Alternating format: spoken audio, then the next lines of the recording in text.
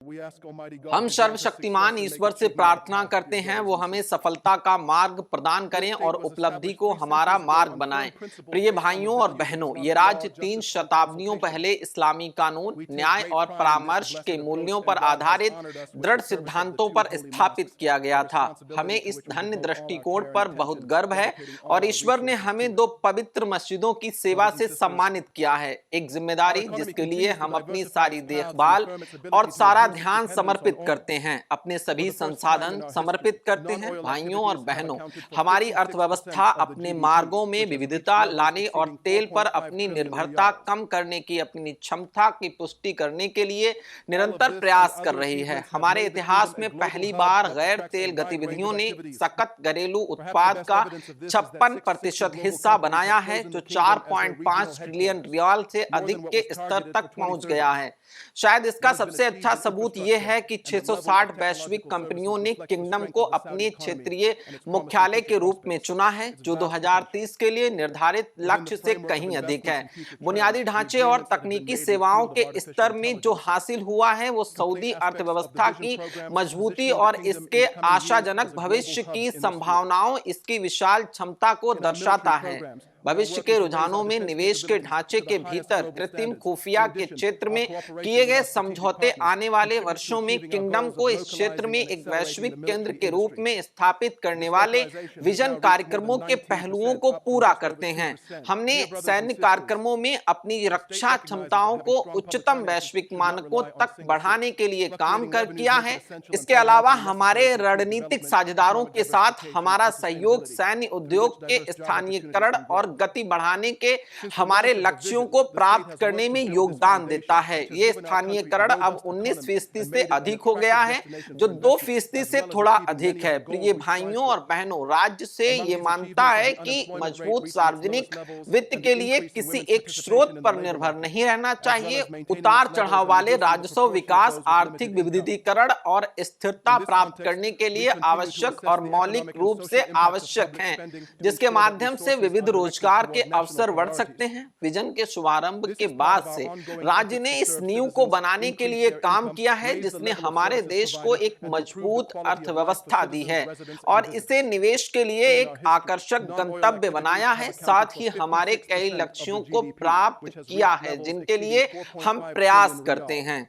इन उपलब्धियों में बेरोजगारी दर का अपने निम्नतम स्तर पर पहुंचना और श्रम बाजार में महिलाओं की भागीदारी में वृद्धि के साथ साथ अपने स्तर को बनाए रखना और सीमित आय वाले लोगों के अनुपात को कम करना शामिल है। इस संदर्भ में हम सार्वजनिक व्यय के आर्थिक और सामाजिक प्रभाव का आकलन करना जारी रखते हैं, ताकि ये सुनिश्चित किया जा सके कि संसाधन राष्ट्रीय प्राथमिकताओं की ओर निर्देशित हों।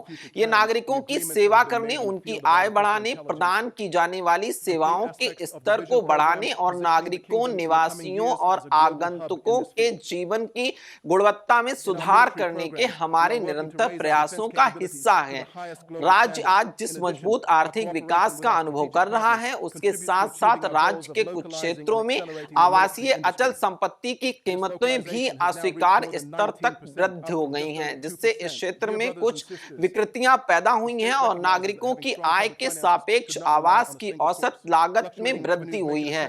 इसने इस क्षेत्र में संतुलन बहाल करने, अचल संपत्ति की लागत कम करने, अचल संपत्ति विकास में निवेश को प्रोत्साहित करने और नागरिकों और निवेशकों दोनों के लिए उपयुक्त विकल्पों की एक विस्तृत श्रृंखला उपलब्ध कराने हेतु नीतियों के विकास को आवश्यक बना दिया है। पिछले चरण ने सार्वजनिक और निजी दोनों क्षेत्रों की क्षमता का प्रदर्शन किया है। चुनौतियों का सामना करने और बदलती परिस्थितियों के साथ तेजी से तालमेल बिठाने में सरकारी प्रदर्शन की गुणवत्ता ने आर्थिक झटकों को झेलने और कार्यक्रमों के पाठ्यक्रम और घटकों की समीक्षा और समायोजन करने की लचीलेपन में भी महत्वपूर्ण भूमिका निभाई है, ताकि वे विकास आवश्यकताओं को बाधित किए बिना किसी भी उतार चढ़ाव के प्रति अधिक लचीले बन सके। जनहित ही वो सर्वोच्च लक्ष्य है जिसे हम इन लक्षित कार्यक्रमों के माध्यम से प्राप्त करना चाहते हैं और ईश्वर की इच्छा से हम दृढ़ संकल्पित तथा इन्हें प्राप्त करने और पूरा करने के लिए हमारे पास शक्ति भी है। हालांकि हम ये भी पुष्टि करते हैं कि हम किसी भी कार्यक्रम या लक्ष्य को रद्द करने या उसमें कोई भी मूलभूत परिवर्तन करने में संकोच नहीं करेंगे। हमें इस बात का पूरा ध्यान है कि जनहित सर्वोपरि है। भाइयों और बहनों, हमारी उपलब्धियां घरेलू स्तर पर हम क्षेत्र में सुरक्षा और स्थिरता प्राप्त करने के अपने प्रयासों के साथ आगे बढ़ रहे हैं और हम कब्जा करने वाले प्राधिकारी इजराइल और क्षेत्र के मूसाह के कार्यों को अस्वीकार और निंदनीय बताते हैं, जिनमें से नवीनतम कतर के सहयोगी राज्य के विरुद्ध क्रूर आक्रमण है, जिसके लिए इस आक्रमण का सामना करने के लिए एक अरब इस्लामी और अंतर्राष्ट्रीय प्रतिक्रिया की आवश्यकता है और कब्जा करने वाले प्राधिकारी को रोकने के लिए अंतर्राष्ट्रीय उपाय करने और क्षेत्र की सुरक्षा और स्थिरता को अस्थिर करने वाली उसकी आपराधिक गतिविधियों को रोकने के लिए हम कतर के सहयोगी राज्य द्वारा उठाए गए किसी भी कदम में बिना किसी सीमा के उसके साथ खड़े रहेंगे और हम अपने सभी संसाधन समर्पित करेंगे। इसलिए हम गजा में अपने फिलिस्तीनी भाइयों पर लगातार हो रहे क्रूर हमलों और भूखमरी और जबरन विस्थापन जैसे अपराधों की लगातार निंदा करते रहे हैं।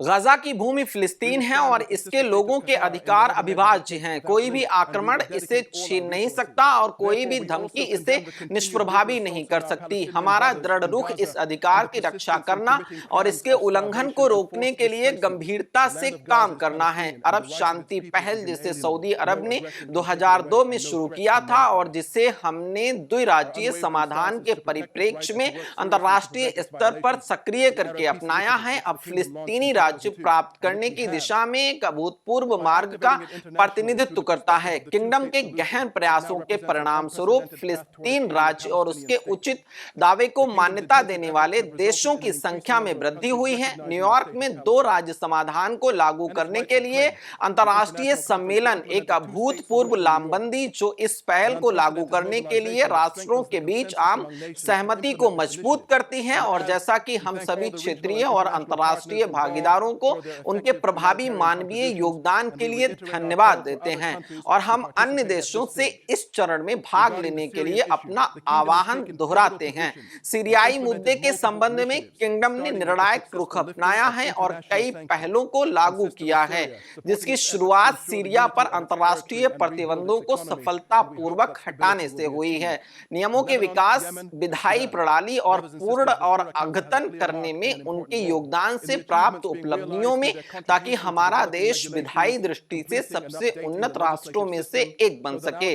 अंत में हम ये बताना चाहेंगे कि हमारे सभी प्रयास और आकांक्षाएं नागरिक सम्मान और हमारे प्रिय देश की उन्नति पर केंद्रित हैं। विभिन्न क्षेत्रों में अल्लाह की शांति, दया और आशीर्वाद आप पर बना रहे। हमसे जुड़े रहने के लिए हमारे YouTube चैनल को सब्सक्राइब करें और नई वीडियो की नोटिफिकेशन के लिए बेल आइकॉन को दबाएं।